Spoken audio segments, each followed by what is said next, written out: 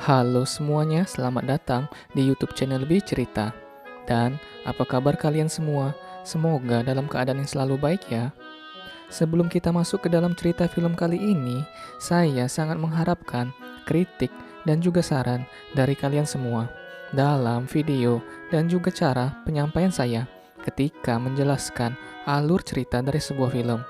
Karena saya sangat membutuhkan hal itu agar channel ini dapat berkembang seperti channel yang lainnya.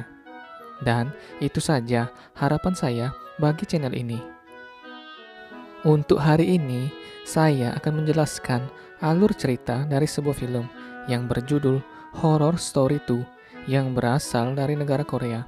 Film ini dibagi dari 4 bagian cerita yang berbeda.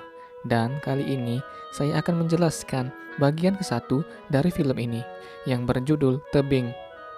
Tanpa panjang lebar lagi, langsung saja kita masuk ke dalam alur ceritanya.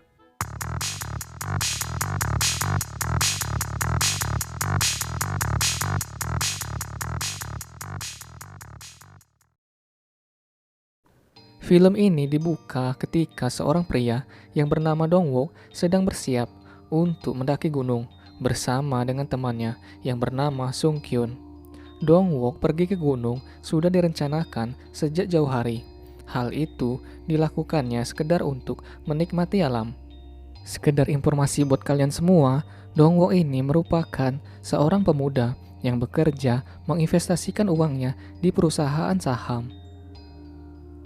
Singkat cerita, Dongwook telah sampai di kaki gunung yang dimana di sana telah ada Sung Kyun yang telah menunggu dirinya.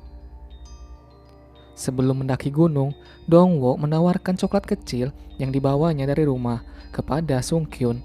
Akan tetapi, Sung Kyun menolaknya. Mereka berdua kemudian melanjutkan perjalanan mendaki gunung. Di dalam perjalanan, Dongwook melihat sisi tebing yang bagus untuk berfoto. Nah, di situ dirinya mengajak Sung Kyun ke tebing itu untuk berfoto bersama. Namun naasnya, Dongwook dan Sung Kyun terperosok ke dalam jurang. Untungnya, mereka berdua jatuh di sela-sela batu yang ada di tebing. Ketika mereka berdua tersadar setelah jatuh dari tebing tadi, Dongwook dan Sung Kyun melihat sebuah helikopter. Mereka berdua pun berteriak dan melambaikan tangan, memberitahu posisi mereka berada. Namun sayangnya, helikopter itu tidak melihat mereka berdua, disebabkan jaraknya yang begitu jauh. Hari demi hari mereka lalui di tebing itu. Ketika Sung Kyun mulai kelaparan, ia melihat coklat yang pernah ditawarkan oleh Dongwook kepada dirinya, yang dimana coklat itu berada di jaketnya Dongwook. Sung Kyun pun mencoba meminta coklat itu untuk dibagi berdua. Namun Dongwook menolak permintaan dari Sung Kyun dengan alasan mereka tidak akan pernah tahu kapan mereka akan selamat dari sana. Jadi coklat itu dimakan ketika dalam kondisi yang sangat dibutuhkan saja, kata Dongwook. Kemudian Dongwook mencoba mengalihkan pembicaraan dengan mengatakan seharusnya mereka berdua minggu lalu sudah berliburan ke Hawaii.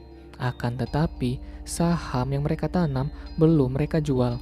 Sung Kyun pun menanyakan kepada Dongwook kenapa ia belum menjualnya. Dongwook beralasan dikarenakan resikonya terlalu besar untuk menjual saham. Mendengar hal itu, Sung Kyun menanyakan uang miliknya yang dipinjam oleh Dongwook untuk modal investasi saham di mana. Dongwook pun marah kepada Sung Kyun dikarenakan di saat kondisi seperti itu, Sung Kyun masih sempat-sempatnya menanyakan hal tersebut. Dan mereka berdua pun saling menyalahkan satu sama lain, padahal kondisi mereka saat ini antara hidup dan mati. Setelah itu, terlihat Sung Kyun sangat ingin mengatakan kepada Dongwook bahwa Dongwook lah yang telah menarik dirinya hingga terjatuh dari atas tebing.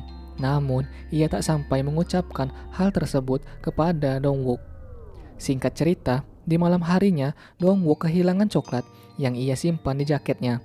Dongwook pun kemudian menuduh Sung Kyun yang mengambil coklat itu, disebabkan hanya ada mereka berdua di sana. Sung Kyun pun mencoba menjelaskan kepada Dongwook mungkin saja coklat tersebut jatuh saat ia kencing tadi. Dan akhirnya Dongwook meminta maaf kepada Sung Kyun karena telah menuduh dirinya. Dan ternyata coklat itu tidak hilang sebab Dongwook hanya berpura-pura kehilangan coklatnya dan ia menyimpannya di sela-sela bebatuan.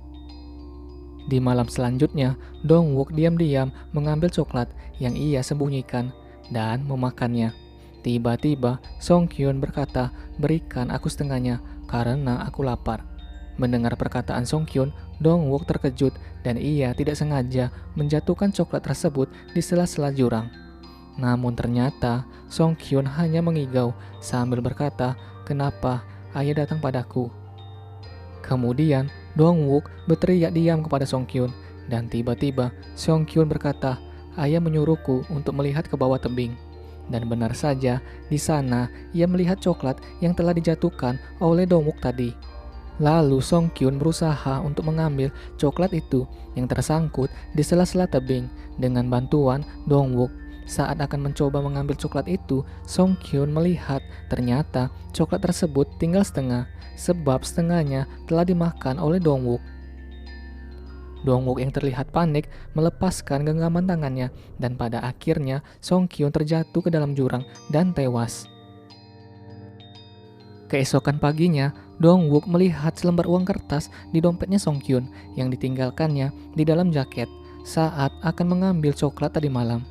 Lalu Dongwook menggigit jarinya sampai berdarah dan menuliskan kalimat terjebak di tebing. Kemudian ia menerbangkan uang tersebut dan berharap ada orang yang menemukannya dan ia berhasil selamat. Di malam harinya, Dongwook yang sangat kelaparan mencoba mengambil coklat yang tersangkut di tebing. Ketika ia akan mengambil coklat itu, tiba-tiba ia melihat sosok Song Kyun yang begitu menyeramkan dan mencoba menyerang dirinya.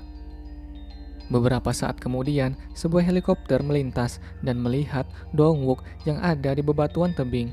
Lalu, tim penyelamat menghampiri Dongwook dalam keadaan yang sangat kacau dan menyelamatkannya dari sana.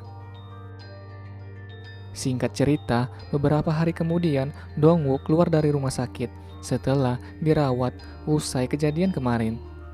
Dongwook pun pulang ke rumah. Di dalam rumah, ia membuka barang-barangnya yang pernah dibawanya saat mendaki. Setelah itu, Dongwook menelpon kantor tim penyelamat yang telah menyelamatkannya ketika ia terjebak di tebing. Lalu, Dongwook menanyakan uang kertas yang pernah digunakan saat meminta bantuan. Akan tetapi, anggota tim penyelamat mengatakan bahwa mereka tidak menemukan uang tersebut. Dan mereka tahu Dongwook berada di tebing dikarenakan sehari sebelumnya ayah Sung Kyun meninggal dunia saat bekerja. Oleh sebab itu, mereka berusaha mencari Sung Kyun untuk memberitahu keadaan ayahnya. Akan tetapi, mereka menemukan Sung Kyun dalam keadaan yang sudah meninggal.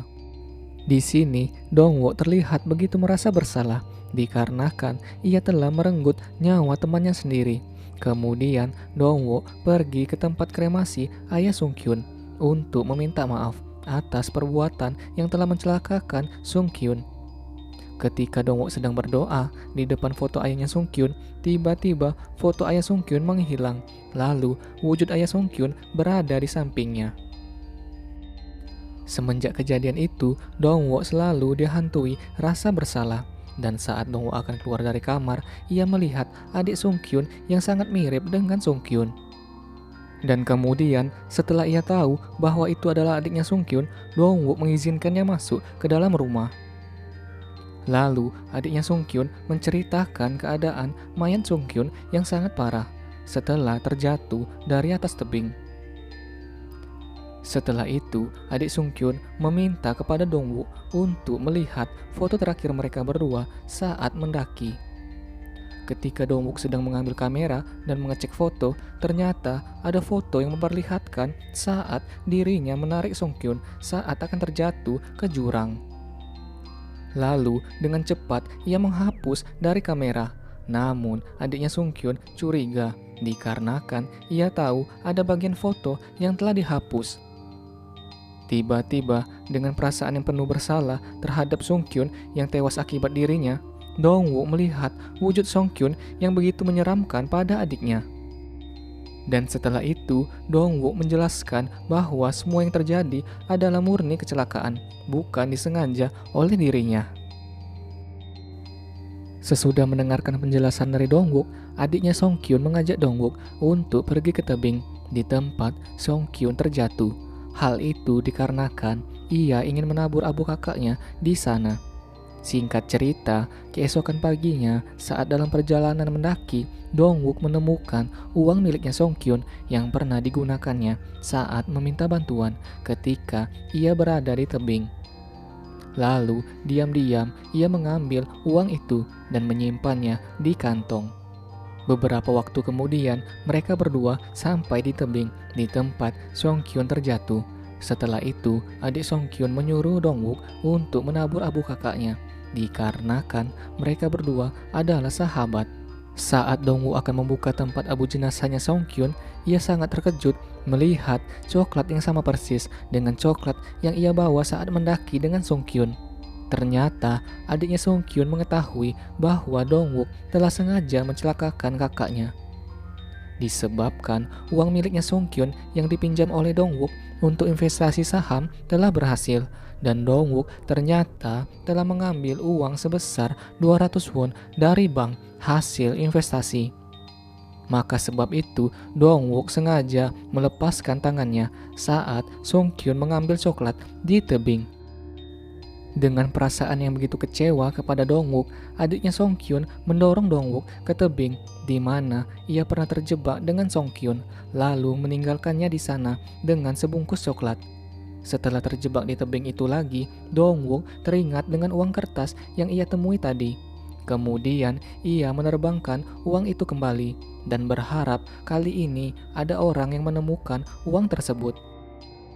Dan pada akhirnya, uang kertas Dongwook ditemukan oleh seorang pendaki, dan pendaki itu memberikannya ke tim penyelamat. Namun, hal itu tidak berguna, dikarenakan tim penyelamat mengira bahwa uang itu merupakan uang kertas yang pernah Dongwook tanyakan dahulu. Dan film ini pun tamat. Jadi, pesan moral dari film ini adalah tidak semua orang itu bisa menjadi teman, dan tidak semua teman adalah orang yang baik. Kalau begitu, terima kasih banyak ya sudah menonton video ini sampai habis. Semoga kalian bisa terhibur. Dan sampai jumpa di video selanjutnya.